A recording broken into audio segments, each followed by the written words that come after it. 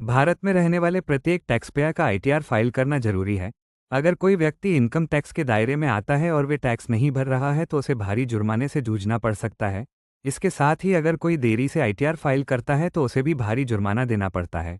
जाने क्या क्या होती है परेशानी। अगर कोई व्यक्ति तय तारीख के बाद आईटीआर फाइल करता है तो उसे भारी जुर्माना पड़ सकता है। जुर्माना भरने के साथ उसे कई तरह के नुकसान भी होते हैं।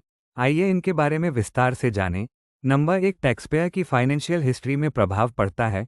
नंबर 2, लोन एप्लीकेशन में परेशानी होती है। नंबर 3, रिफंड क्लेम करते वक्त दिक्कत होती है। नंबर 4, वीज़ा मिलने में भी परेशानी आती है। आइए जानते हैं कितना लगेगा जुर्माना।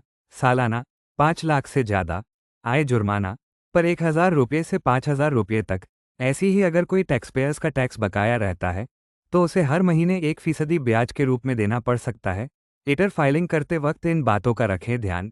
सही फॉर्म का चुनाव करना भी काफ़ी जरूरी है। अभी आईटीआर फाइल करने के लिए आईटीआर 1, आईटीआर 2, आईटीआर-3 और आईटीआर 4 उपलब्ध हैं। इन सभी फॉर्म के बारे में जानकारी प्राप्त कर लें। इसके बाद इनमें से जो आपके लिए उपयुक्त हो उसका चुनाव करें। ओल्ड टैक्स रिजीम और नई टैक्स रिजीम में से किसी एक का चुनाव करें। इसके लिए आपको इन दोनों का आकलन करना जरूरी है। ओल्ड टैक्स रिजीम कई तरह की छूट मिल जाती है।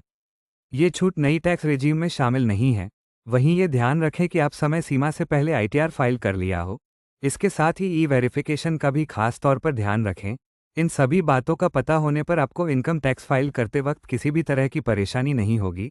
अगर आपको इसके बारे में और विस्तार से जानना है तो हमारी वेबसाइट इन्फॉर्मल पे जाकर विजिट कर सकते हैं। ऐसे ही नई लेटेस्ट जानकारी के लिए हमारे इस यूट्यूब चैनल को सब्सक्राइब जरूर कर लीजिए। मिलते हैं आपको एक और नए वीडियो के साथ। धन्यवाद।